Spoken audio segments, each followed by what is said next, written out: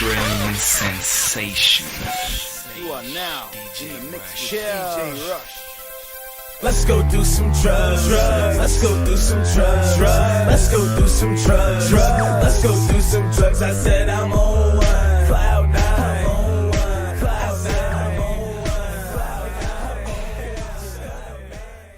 Good fucking morning, all my dudes with morning wood and all the females with, I don't know, what do you get? Like hard nipples or a wet pussy or something? I really don't know.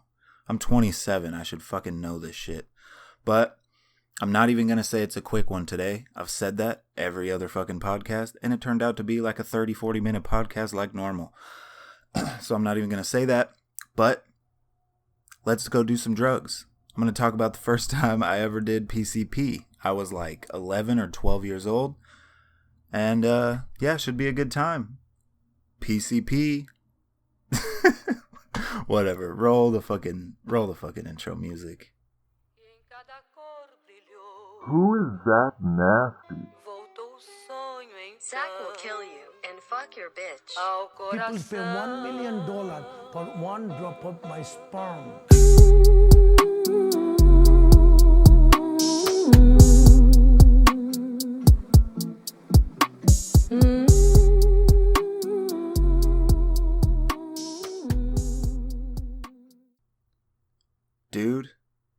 Dude, and dudettes. That's right.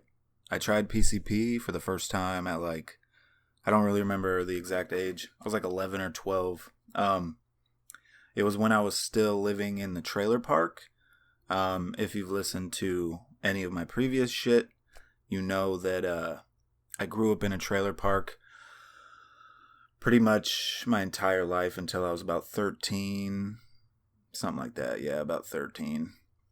And great. I have a lot of fucking memories from that place. Like I have like a lifetime of memories. I could tell stories of that trailer park until I'm like 70. So I got plenty of shit that I'm sitting on to talk about. So anyway, and plenty of shit happened in the trailer park, like me doing PCP before school with all my friends. So yeah, but really quick, I wanna just point this out. If my audio sounds a little bit better, that is because I'm evolving. I finally figured out how to get a de-esser plugin in all my audio stuff in my little audio program that I record this on. I finally got a de-esser, and what that is basically it takes away the sharpness of your S's. So, if you pay attention, like sometimes the S's will be like fucking ear piercing, and basically the de-esser just goes in and it's like, yo, we need to smooth this out. It makes all the S's nice and smooth and round, so they're not really sharp and everything. So hopefully it's sounding a lot better. But anyway, the kid that had the PCP. Let's just start with the morning. It was like my first week of 7th grade, right? And this was junior high for me. I was like, fuck yeah, finally junior high. I'm away from all the little kids. So I used to work at my grandma's, like work in her yard, in her garden, pulling weeds, mowing her lawn, cutting firewood. And she would pay me hourly, and I would save that money. You know what I mean? She'd give me the cash every day. I would put it in a little tin, stack that shit up. And I did that all summer to save up to buy my school clothes and shoes and stuff because, you know, my dad was a single dude. He didn't really have it like that with 3 boys plus himself. So my grandma also had a neighbor. I don't fucking remember her name, which is pretty sad that I don't remember her name because she was a lovely old lady. And she used to let me come over and do a lot of yard work for her also. And I'm pretty sure she had a crush on me because she used to make me take my shirt off and feel my muscles. And she straddled me one time. Maybe that's where my infatuation with old women come from. I'm like, I love a cougar. I know this is completely off topic, but dude, I would fucking marry like a 45-year-old, you know, like healthy, athletic, fucking, you know, super cute mom that's got some kids that are like 18, 20. I would fucking love that, dude. The maturity, the stability, it's a dream. But anyway, so I was saving up money to get school clothes and shoes and stuff because this was a really important year. My first year, you know, out of the little kids leagues and into the big boy leagues. So when it was time to go like clothes shopping, I bought a pair of Air Force Ones, Nike Air Force Ones, just all white. I bought some kind of slim fitting jeans that were like distressed and stuff, you know, they kind of look acid washed and they were distressed. And then I bought a few pairs of jeans like that. I bought like band t-shirts, like I bought a few Metallica t-shirts, but to me they were relevant to a lot of, you know, people nowadays and stuff, like especially the younger generation. They just wear band t-shirts and they don't even know who the fuck they are and they can't even name a song from the band that's on their t-shirt. It's just pretty sad. Anyway, so I remember being all dressed up, you know what I mean? Like I laid out my outfit the morning before, and couldn't sleep the entire night, you know what I mean? With the jitters, I'm like, I'm gonna look so fresh, walking up to the bus stop, everybody's gonna be like, damn, Zach, damn, you know? super lame shit. And anyway, so a week of school goes by, and there's this kid named Daniel that lives in the trailer park. And he's an older kid. He's a little bit older than me and my friends. Me and my friends were like 11, 12, and he was like 14, so he was a couple grades above us. I got coffee this morning. No ice, because I'm fucking lame and I didn't prepare. But he was a couple years older than us, and we used to smoke all the time with him. Like, I remember there was a couple times where we didn't get on the bus and we would walk to school. I mean, it was like a mile away. And we'd go through this one neighborhood that had like a trail that went through the woods, and the trail went through like the middle of the entire neighborhood. So you could just walk this wooded trail, and we would like, you know, crush up a Pepsi can or whatever kind of can we had, you know, turn it into a little pipe and smoke on our way to school. And we used to do that, you know, and that was cool, being stoned before school and shit. Not really. I remember this one time I came to school so fucking high, and my first period was history, and it was a weird, the classroom was in a weird place. It was like on the second story, but it was outside. So you had to walk up these stairs outside onto the balcony and then go into your classroom. So like you look out the window and you can just see like the football field and shit. And it was early morning, so the sun started to creep up and like the sky was like pink and yellow, and it was a hella vibe. But I pull into class like a little late. So like I walk in, everybody's already seated, and I'm like, damn, this is awkward. And I go to sit down, and there was this fucking Asian kid that always tried to be my friend, but he was very bad at like trying to make friends, because he'd try to be your friend by hurting you and doing stupid shit, like tripping you, or like, you know, slapping your arm with a stapler and, you know, like putting a staple in your fucking hand or something. Just not a very good way to make friends, in my opinion. And my desk was right in front of his. And I remember sitting there just being fucking blazed. Like, I was a kid and we smoked some heavy duty shit. And then I just remember being so fucking zoned out, and this girl like 2 seats away, she was like, someone smells like marijuana. Like, in my head, I'm like, yeah, man, I hope they don't figure out it's me, man. It was just so high, I did not give a fuck. And that kid, the Asian kid that wanted to be my friend, I guess he was like tapping on my shoulder trying to get my attention. And then he finally took his history book and he fucking swings it behind his back and boff right into the back of my dome. Like, really fucking hard. And that pissed me the fuck off. Like, I was like chilling, feeling myself, just vibing. before vibing was a thing.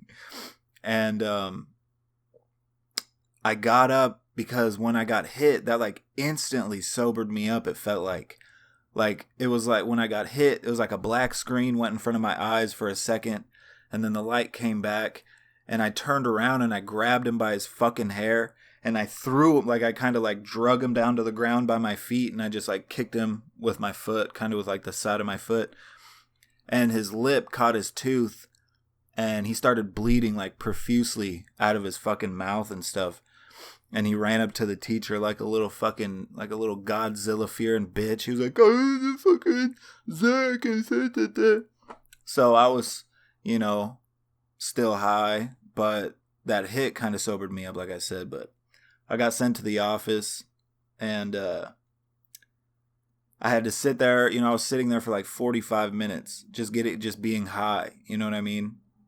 And then the police showed up. And I had to talk to the police, and that was a fucking adventure, being that high, and make a police report and a statement and everything like that. And I was like, yo, I'm the victim. I got hit first. You know what I mean? I thought I was under attack. I did not know what was happening. I just got hit in the back of the head, and I acted. You know what I mean? I ended up getting like a bunch of ISS and school suspension for that shit, but I don't even fucking care. It was fun. Worth it. Little bitch deserved it. Anyway. So it wasn't out of the ordinary for me to show up to school high and just out of my mind. And I remember one morning, so funny. The morning we smoked the PCP. This was like literally the night before. It was like a Sunday night, right? And me and my friends had a bunch of fireworks still left over from the 4th of July. We had like a bunch of mortars and stuff like that. And we used to run around the trailer park and just cause havoc, throwing big mortars in people's pools and their mailbox, or just putting it on their porch. We were really stupid, and we, didn't think of anything but the moment. And Daniel's mom drove a Jeep, and we were walking down, because the trailer park had 3 streets. You enter into the trailer park, there's a street to the left, a street down the middle, and then a street down the right. And that's how we navigated the trailer park. 1st Street, 2nd Street, 3rd Street, right? Or we'd call it, 1st Street, middle street, last street. That's how we'd tell the story. Oh, I was on the middle street and blah, blah, blah, blah. And, people would know what you're talking about. Anyway, we were down the middle street, and they lived like closer to the end of the street.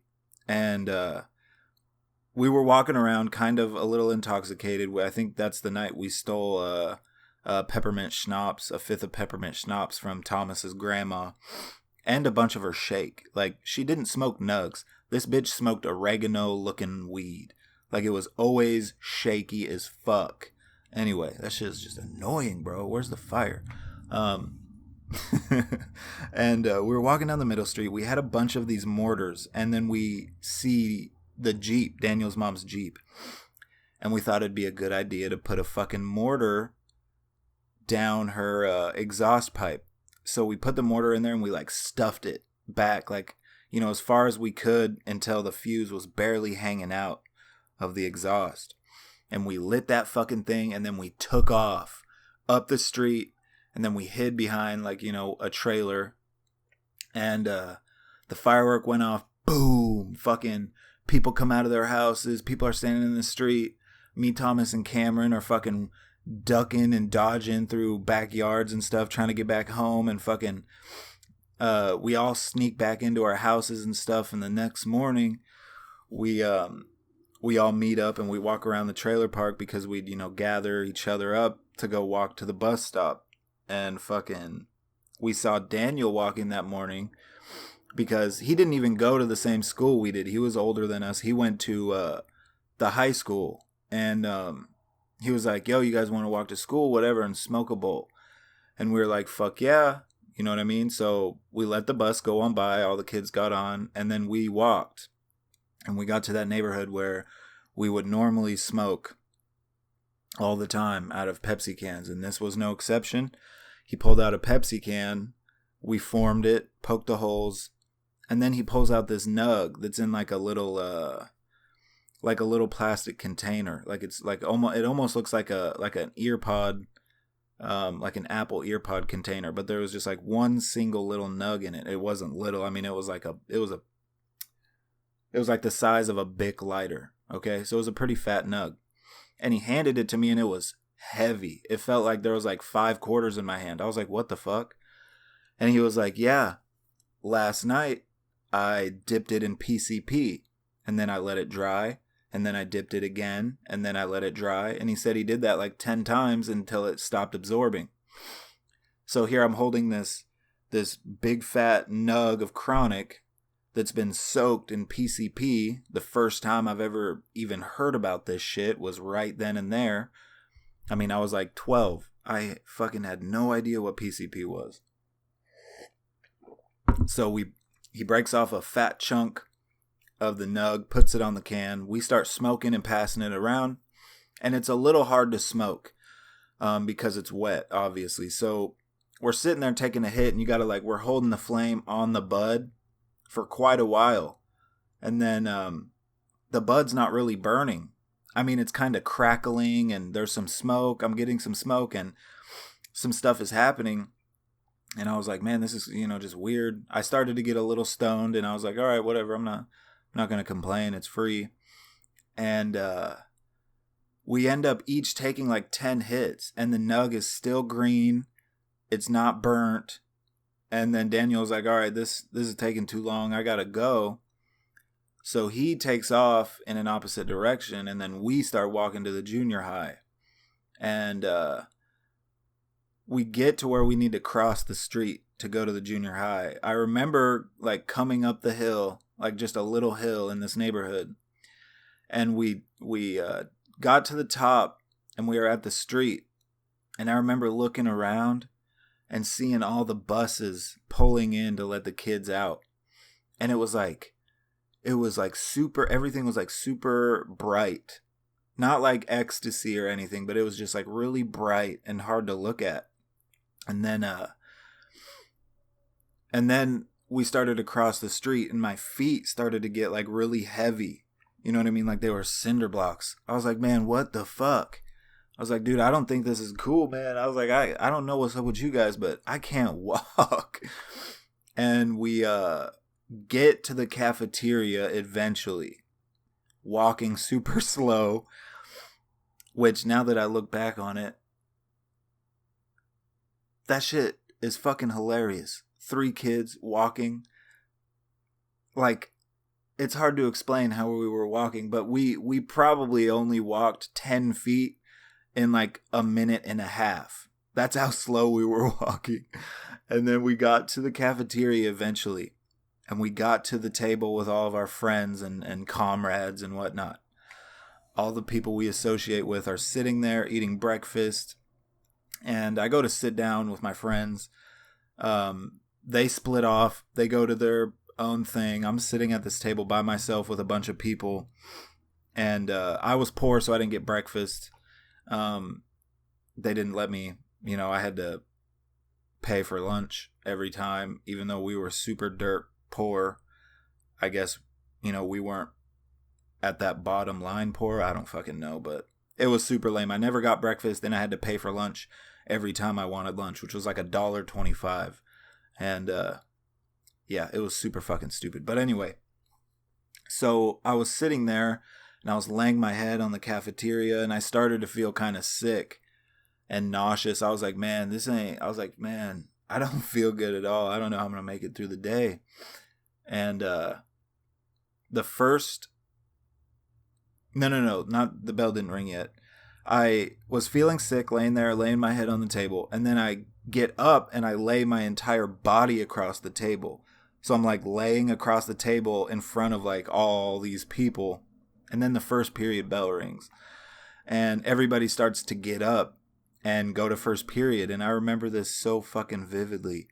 I was laying there with my head on my left side with my eyes closed, and the sound of everybody's feet, that's all I could hear, was the sound of everybody's feet moving around and stomping and clomping and just walking, and it sounded like a fucking herd of elephants. And I got so overwhelmed that it started to make me feel even more sick. So I like curled up in a ball on top of this table until eventually I was the only one in the cafeteria curled up in a ball on this cafeteria table.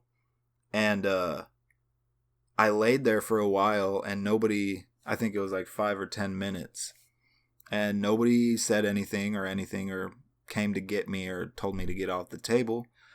And I sat up, and I was like, the room was literally like spinning in circles, and I could barely get off the table.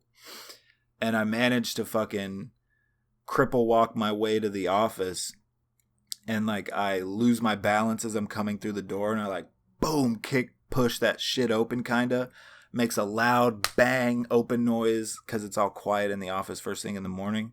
All the ladies like pop their head up, look at me, and I'm standing there like holding onto the desk for dear life. I'm like, I don't feel very good. And the lady was like, oh my God, you are as white as a ghost. You need to sit down. So I sat down, and I was like, what do you mean? I was like, I am white. What do you mean? And she was like, no, your skin is so white as a ghost. And then she went and got this little like clamshell makeup thing, and she handed it to me and opened it up. And I looked at my face, and it was like paper white. Like I've never seen skin that color.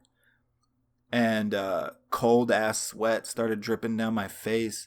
My skin was fucking just white as snow. And I was really cold. And they called my dad. And my dad had to leave work early because I'm a bitch. And my dad came to pick me up. I remember my dad walking in the office and looking at me, and he was just like, what the fuck is wrong with you? You know, he was like, why do you look dead? You look dead. But he took me home, and this was this was the year right when ATV or MX versus ATV Off-Road Fury came out. If you remember that game, you're a real one, because that game was the fucking shit. And I had just gotten that game like maybe a week before, and my dad took me home. He's like, I'm gonna make you something to eat, buddy, okay? You go lay down and you play your games or whatever, you feel better. Wow, that was very inappropriate. But he was like, you lay down, you feel better. I'm gonna make you some food. So I go in my bedroom, I lay down, I turn on ATV or MX versus ATV Off-Road Fury, and I start playing that. He comes in and he gave me a grilled cheese and tomato soup. Bomb. Swallowed that shit up. I immediately started to feel better. Like I could have went back to school, took a test, got an A+, did a backflip. I felt insanely good after that sandwich. And it was almost fucked up because my dad had to take off work early, and he couldn't really afford to do that. He was the only one paying for anything in the house. So he couldn't really fucking afford to take off a whole day from work. So when he came in my room and asked me how I was feeling, and I'm sitting up on my bed like, oh, motherfucker, to the video game and shit. He's like, wow, you look like you're feeling a lot better. And I was like, yeah. I was like, I don't know. I was like, I just felt better after that sandwich. And he was like, yeah. He probably thought I was lying and shit. But I didn't want to tell my dad. I was like, yeah, that Mexican dude that walks around here, we smoked some PCP with him before school. What do you think you would do if your fucking 12-year-old told you that? You know what I mean? So I kept that on the down low. And I never told really anybody about it except, maybe a few friends and my brother and maybe my mom or something. But besides that, I never told anybody that. So, and I definitely wasn't about to tell my dad at 12 years old. I didn't even know what PCP was. At the time, I thought that's what it was. I was like, why do people want to feel sick. I was like, fuck that. So did I just have a stroke? What the fuck? Same thing happened to me yesterday eating breakfast. Anyway, that's what I thought PCP was. It just made you sick. So I was always on this like fuck PCP shit. And I was like, yeah, fuck PCP. I've done that. Been there, done that. It just makes you sick. And I was very annoying about it, acting like I knew something about drugs when I really didn't. And that's the first time and last time I ever did PCP, to my knowledge. I didn't know. I don't think I ever did PCP after that. As far as I know. 1 second. So, but there have been plenty of other times I've been tricked into doing drugs that I thought were one thing but were really another. I'll tell this story some other time. It'll be a later story, but long story short, I was with somebody I trusted with all my life, and they said, hey, you want to go smoke a Percocet? And I was like, yeah, let's go smoke a perk while we're waiting for this thing. And we went back to their house, went upstairs, they busted out a piece of tinfoil, and the little burnt zigzags were already on it, like they'd already started smoking. And I'm new to smoking, or I was new to like smoking pills on tinfoil or smoking pills in general back then. I didn't really fuck with it. So I was like, okay, yeah, that's normal. And they held the tinfoil and they lit it for me. All I had to do was hold the straw and follow the zigzag. And I took one big hit. Tasted like fucking burnt marshmallows, or not burnt marshmallows, but like a charcoal grill. You know, the way a charcoal grill smells? That's the way it tasted. So I was like a little thrown off because I had smoked Percocets before that, and they tasted like burnt marshmallows. But this was like straight up Traeger grill all over it. And I was like, oh, it just must be burnt or something, because that's what they said. And I was like, oh, it tastes funny. They're like, oh, it must be burnt or something. And literally like a minute and a half later, I was shot to the fucking sky. I was the highest I've ever been off opiates in my life. I felt on top of the world, but also below the world at the same time. I felt so fucking high off one hit. And the reason for that is because it wasn't a Percocet we were smoking. It was pure heroin. So I got tricked into smoking pure heroin when I was told it was a Percocet. So be careful with who you do drugs with, y'all. I don't know what the purpose of lying to me about it was. Maybe because if they told me it was H, I wouldn't have smoked it in the first place. I never really wanted to dive into drugs like that, even though I have a long, jagged history with all sorts of different drugs. I thought heroin was one that I was going to actually stay away from. Turns out I was able to add that to my list of drugs that Zach has experienced.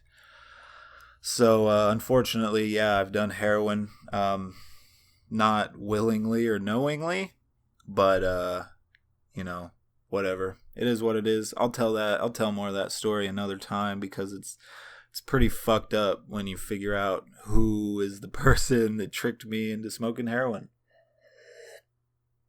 So, besides that, guys, this is why I didn't say it was going to be a quick one. We're running into almost 30 minutes. So I'm going to go ahead and end it here. Get to editing this motherfucker. I'm hoping you guys are having a great day. I'm ready for these motherfucking storms to roll in. I want to watch some thunder, some lightning. That's my favorite time of year in Missouri, is the summer. Tornado weather. It's the best. Anyway, go grab your loved ones and wrap them up in your fucking arms. Put them in a chokehold. Slowly get to their ear and whisper in their ear that you love them. I love you. You never know when a rabid llama is gonna escape from a lab and just fucking rip their throat out. You know what I mean? So take advantage of every moment. Live in the moment. and love yourself, love your fucking life. Until next time, this is the Hindsight Podcast, and I'm signing the fuck out. I hope you guys have an awesome fucking day. Peace.